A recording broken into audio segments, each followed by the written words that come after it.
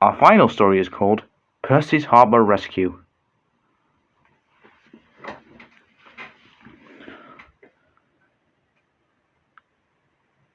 Percy was back on track and back to work. He still saw spots in his eyes from that flash encounter he had the day before.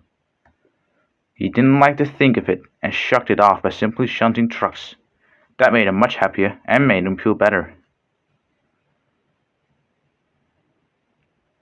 It was National Harbour Day, which meant that Thomas came along with Annie and Clarabel to give some people a tour around the harbour and giving them a lovely day of seaside. Percy saw him enter the big harbour port.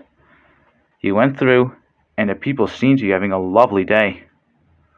"Good for them," said Percy, "although I have to be stuck here shunting trucks all day." He felt a little jealous, if he had to admit himself. Around the harbour curved a long track, which led to the other side. Thomas had to take the people there, over the quay, and all the way to the other side to show them everything. However, it was a very cold day. The day before, it had frozen heavily, and now the water had been frozen too. In the water towers, it almost got clogged up because the water was frozen hard.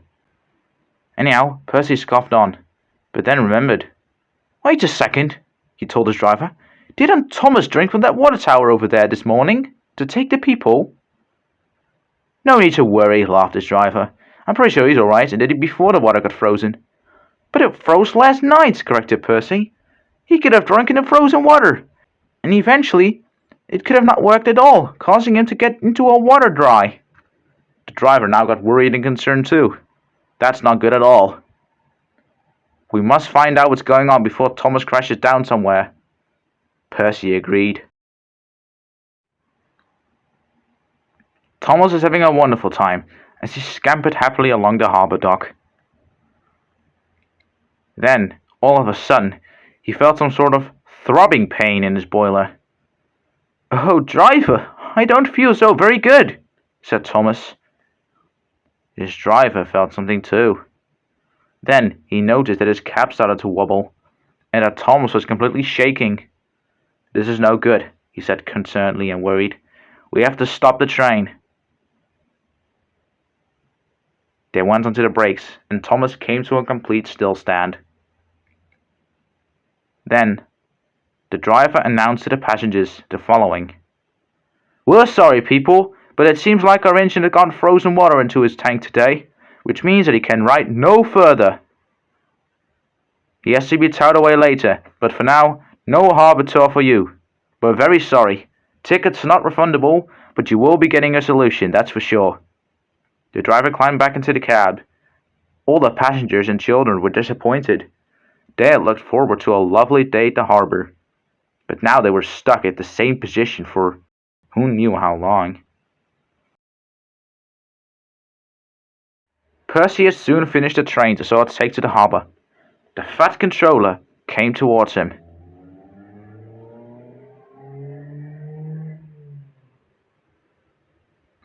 "Percy," he said, "there's an emergency. Thomas has broken down because of his water. Now, he needs an engine to tow him away." Percy was worried, but he knew this would have happened, and it could have been prevented if Thomas just used a regular other water tower, not nearby the harbour. "Oh dear," said Percy. "I knew this was going to happen." And he scoffed away, straight away to rescue Thomas. It was no long time before he found him, sitting sadly while stranded onto the line. Thomas looked very happy up when he saw Percy. "Percy, you've come to my rescue." "I am thankful." "Yes, I came, Thomas. I'm here to tow you away. And besides," Percy got an idea, "if I tow you away, and if I go at a very calm speed, I might as well give the people their tour by just hauling Thomas.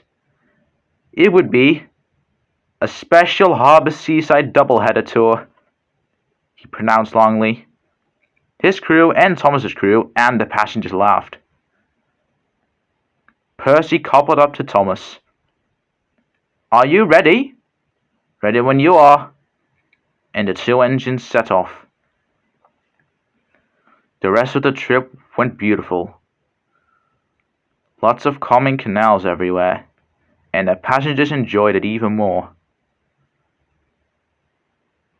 The passengers kept praising Percy with, like, for example, Percy is our hero, or Percy saved the day, or Percy saved our lovely seaside trip.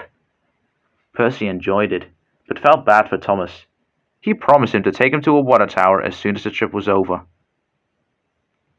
When he did that, he puffed beside Thomas. Well done, Percy, said Thomas. I'm proud of you. You are my hero too, just like the passengers said. Percy felt very honoured. He felt like a good friend, and his time at the harbour had done him very good. It gave him some good memories and times too. Percy had to leave the harbour soon, and he was actually starting to miss the place. It won't be the same anymore, he said, but at least I had fun while working here. All the people agreed, and soon enough, Percy gave the goodbyes. It wasn't most likely that he would come back, but he did promise to have some very good memories about the place that he wouldn't forget.